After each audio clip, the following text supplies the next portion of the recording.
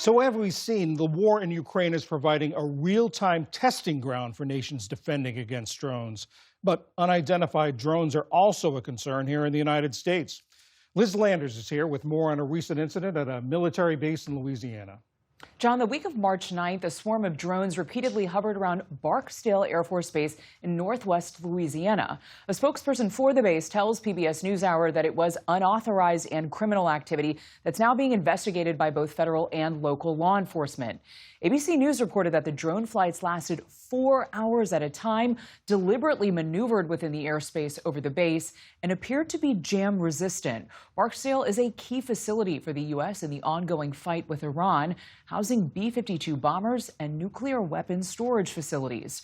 For more on this, we turn to retired Air Force Lieutenant General Dave Deptula.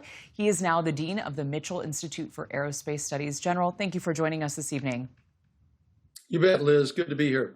We just saw in Simon's story how advanced Ukraine's counter-drone technology is, and yet the U.S. is having trouble stopping all these drones that Iran is launching at its neighbors. How is it that Iran is so advanced here and that the U.S. is not? Well, what I would tell you is that with respect to Ukraine, who are the real experts, with respect to defense, is they're much better at defending against drone attacks because for them, this is an existential fight. Russia is trying to eliminate Ukraine as a sovereign country, erase its people, identity, and culture. So when a nation is facing that kind of threat every day, it adapts with extraordinary speed and seriousness. That's why I think that it behooves the United States and our military to partner with Ukraine and learn from all their experience in defending against the drone assaults from the Russians.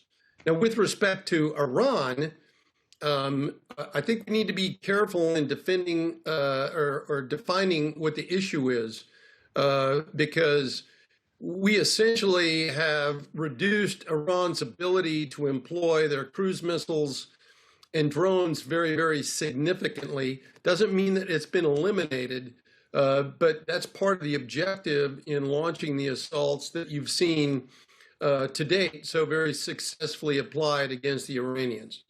When you look at that drone swarm that happened over Barksdale Air Force Base earlier this month, what stands out to you, and how should the base commanders handle those kinds of situations?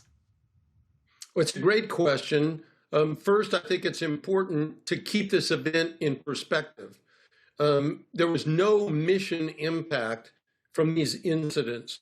Operations continued, and there's no indication that the activity disrupted the base's core functions. Now, all that said, the absence of mission impact should not be mistaken for the absence of a problem, because unauthorized drone activity around sensitive military installations is still a serious security concern for all the reasons one might imagine.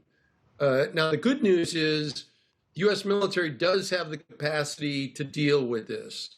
We have the technology, the operational experience, and the institutional knowledge to address these threats. So the issue is less about whether we can respond and more about whether the responsible organizations are putting enough priority and resources against the problem. And in particular, the service with the primary responsibility for base defense, the United States Army, needs to increase its efforts on this topic. So it's an area that requires greater attention, greater involvement, investment, and a much greater sense of urgency that has been lent to the issue to date. Who do you think is behind this incident at Barksdale? Because we've seen that China has demonstrated very sophisticated drone use just for entertainment purposes. For example, they had a Guinness Book of World Records event last year where there were more than 7,500 drones that lit up the night sky in this just demonstration just for entertainment there in that city. Yeah, well, that is, and I've witnessed several of those entertainment displays. But those should not be confused with battlefield performance. Flying thousands of unmanned aircraft in a scripted show under controlled conditions really different from operating in combat under jamming, interference, attrition, and attack. So the military question is not whether they can do choreography, it's whether they can function in a contested environment. Sir, what kind of information can be obtained and gleaned if you have drone swarms that are hovering over these critical military installations for up to 4 hours at a time? Well, it's once again, it's a indication of serious concern because it's one thing to observe, it's another thing to turn that observation into the kind of lethal attacks that we saw Ukraine execute against the Russians in some of their highly publicized activities where they launched drones out of trucks and destroyed several Russian long-range bombers. So that, quite frankly, is the area of concern.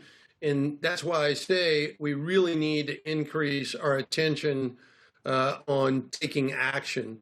I would suggest that command and control is an extraordinarily important piece of this equation.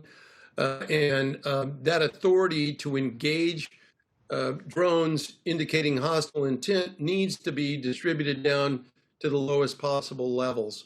And these were all issues that the military is addressing and is facing, but we do need to turn up the emphasis and investment in this area.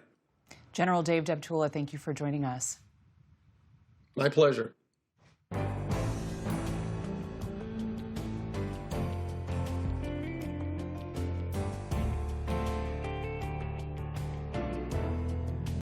Support journalism you trust. Support PBS News.